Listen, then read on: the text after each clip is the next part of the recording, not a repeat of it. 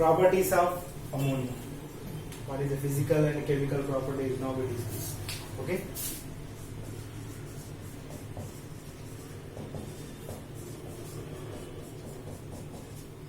Properties of ammonia. So before going to the property, first we discuss about the structure.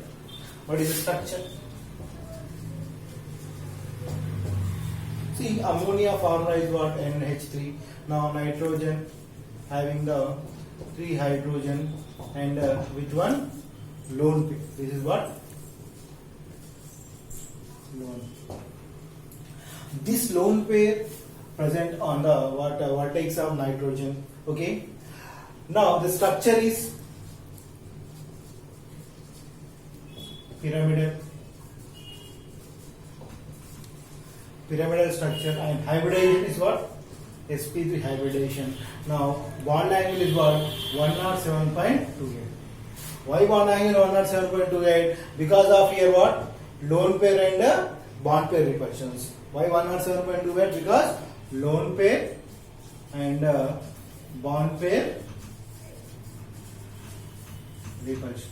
Because of lone pair and bond pair repulsion, so it shows the bond angle of 107.28. This is the structure of what? Ammonia, trigonal pyramidal structure, sp3 hybridization, and bond angle 107.28. And come to the properties. Okay, generally it gives a pungent odor. It's easily evaporated. It gives a pungent odor, and it contains less boiling and freezing points. Okay, around 270 K is a boiling point. But here very important thing we need to understand is that generally as the mass increases, melting point and boiling points are increases. Here ammonia we are getting in two forms, solid form as well as liquid form. Solid form as well as liquid form. Here generally ammonia having the what? Less molecular weight compared with all other hydrates. Suppose if I take the hydrates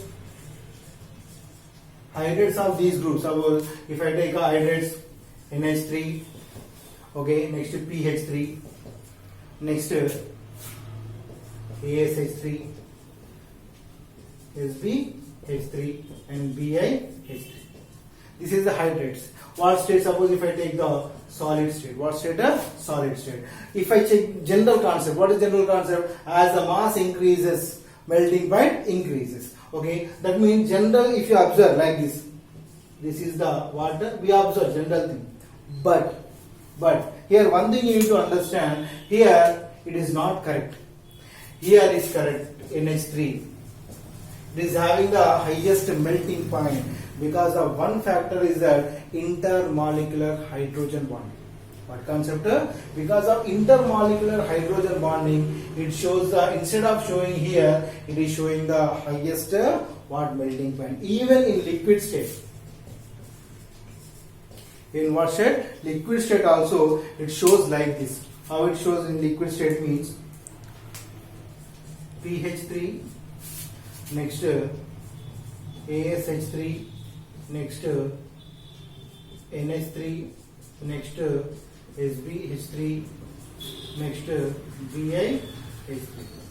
Why it is having the less? Because in liquid state there is a gap between the molecule. In solid state they are closely associated. That is the difference. Is it? That's why not highest, somewhat more than the other elemental hydrides in that table. Okay. What is the factor for these two? That is intermolecular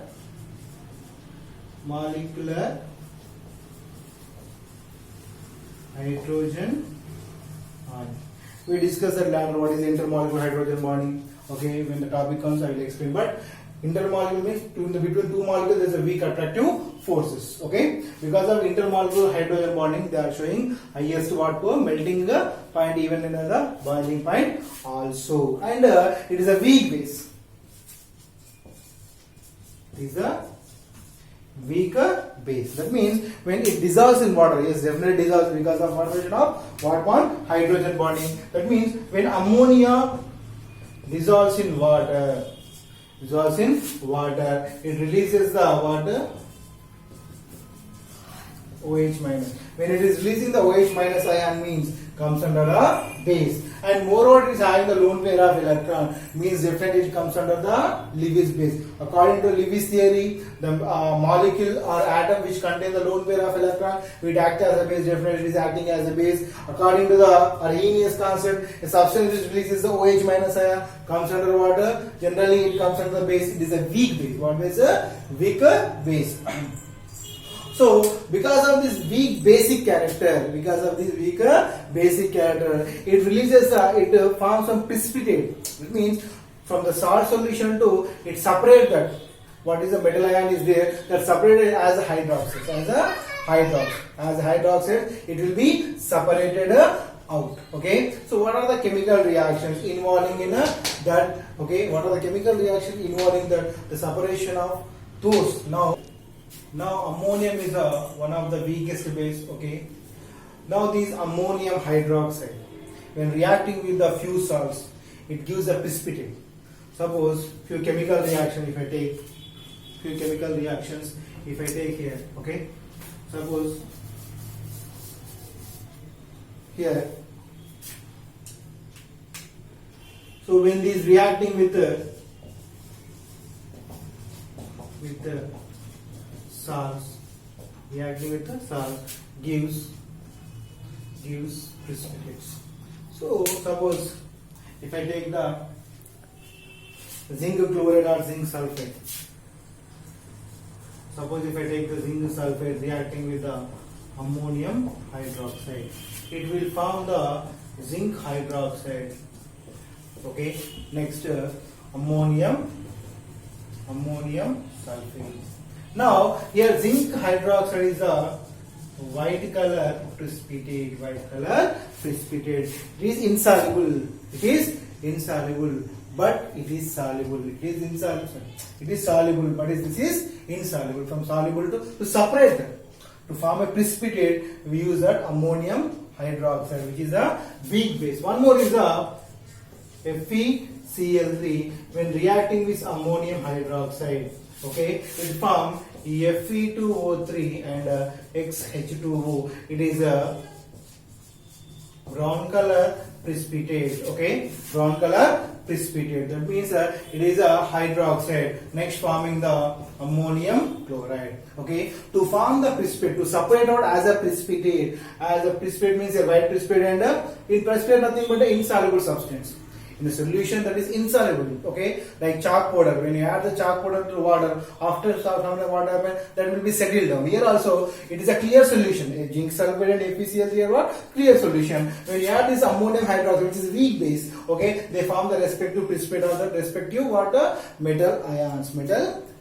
And one more is what? It is a weak Lewis base.